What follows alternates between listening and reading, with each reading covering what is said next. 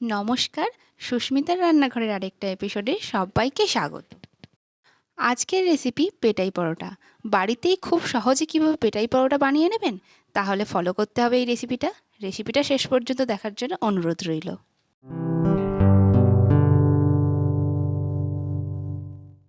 পেটাই পরোটাটা বানানোর জন্য আমি এখানে 700 গ্রাম ময়দাটাকে খুব ভালোভাবে চেলে নেব। ময়দাটা চেলে নেওয়ার ফলে ময়দাটা দেখবেন খুব সফট হয়ে যায়। দেখতেই পাচ্ছেন, ময়দাটাকে চলুন চেলে নিই। সামান্য পরিমাণে লবণের মধ্যে মিশিয়ে দিলাম। পেটাই পরোটাটা বানানোর জন্য কিন্তু এখানে ময়ান দেওয়ার কোনো প্রয়োজন নেই, শুধু লবণ মিশিয়ে নিলাম আর অল্প অল্প করে জল দিয়ে এটার একটা ডো তৈরি করে নেব। পেটাই পরোটার ডোটা কিন্তু সম্পূর্ণ লুচি বা পরোটার ডোয়ের থেকে আলাদা হবে। এর জন্য একেবারেই কিন্তু ময়দার মধ্যে জলটা দিয়ে দেবেন না, অল্প অল্প পরিমাণে জল দিয়ে ময়দাটাকে খুব ভালোভাবে মেখে নেব। 2 থেকে 3 বার জলটা অল্প অল্প করে দিয়ে মাখার চেষ্টা করবেন।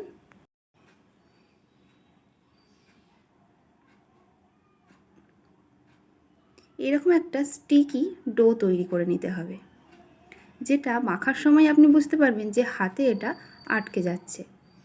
আর এটাই পারফেক্ট পেটাই পরোটার ডো। পারফেক্ট পেটাই পরোটা বানানোর জন্য কিন্তু আপনাদেরকে এই রকমই ময়দার ডোটা রেডি করতে হবে, যেটা মাখার সময় আপনারা বুঝতে পারবেন যে হাতে আটকে যাচ্ছে। আর এই সময় যদি মনে হয় অল্প পরিমাণে তেল নিয়েও ময়দাটা মাখতে পারেন। কিন্তু আমার রেডি হয়ে গেছে, আর সামান্য একটু তেল ওপর থেকে আমি দিয়ে দিলাম। তেলটা দেওয়ার কারণে এটা যখন আধ ঘন্টা রেস্টে রাখবো তখন ময়দার ওপরটা কিন্তু শক্ত হয়ে যাবে না।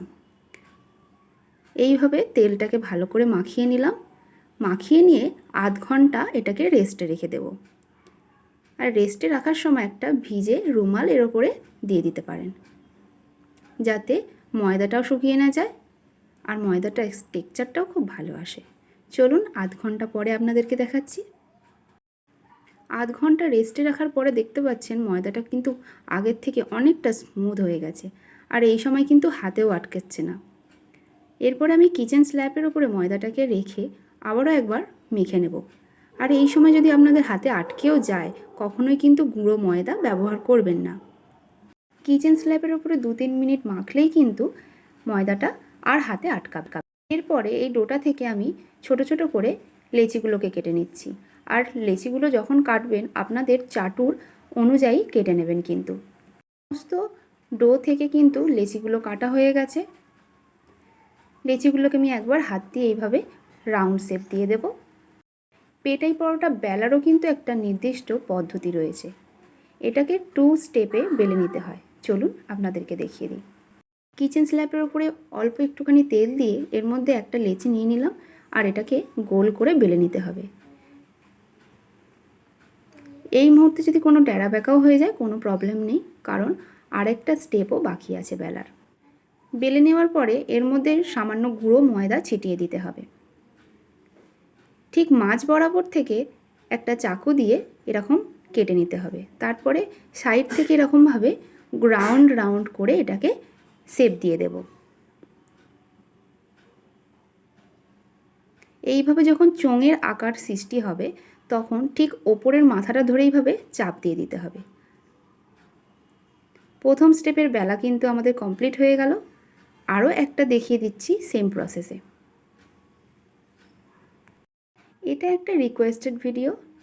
উত্তরপাড়া থেকে নীলমাধব সরকার আমাকে রিকোয়েস্ট করেছিলেন পেটাই পরোটার রেসিপিটা দিতে। আবারও একটা লেচি নিয়ে আমি গোল করে বেলে নিলাম। সেম প্রসেসে আবারও একটু ময়দার গুঁড়ো ওপর থেকে ছড়িয়ে দিলাম। মাঝ বরাবর ছুরিটাকে রেখে এইভাবে কেটে নেওয়ার পরে আবারও চোঙের আকৃতিতে এইভাবে পাকিয়ে নিতে হবে।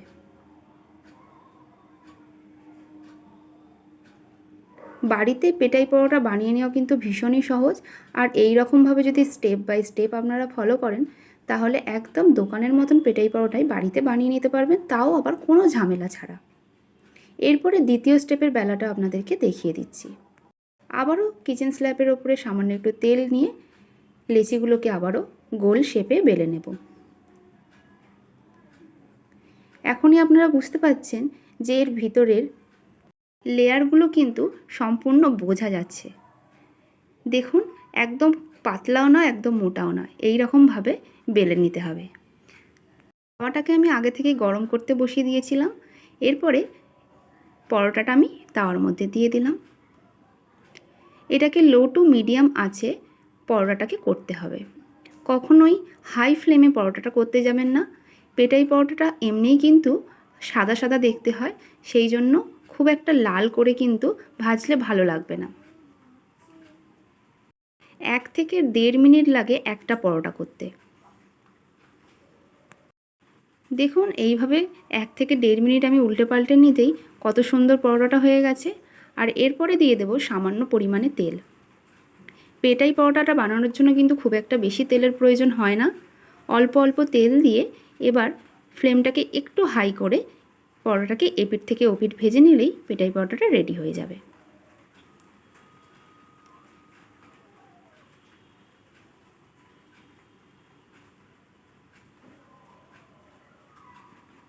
পেটাই পরোটাটা রেডি হয়ে গেছে। এবার আমি এখান থেকে তুলে কিচেন স্ল্যাবের ওপরে রেখে দেব।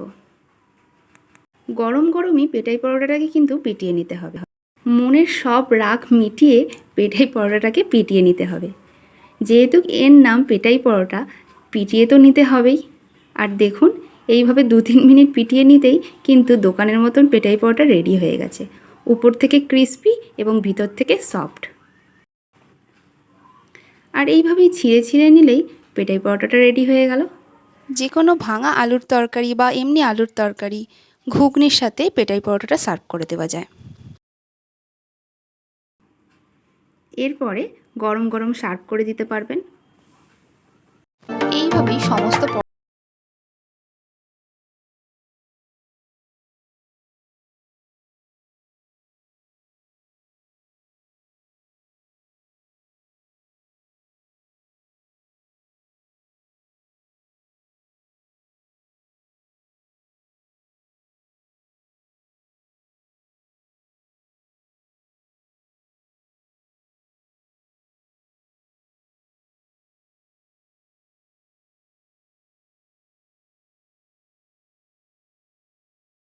একটা লাইক করবেন, কমেন্ট করে জানাবেন।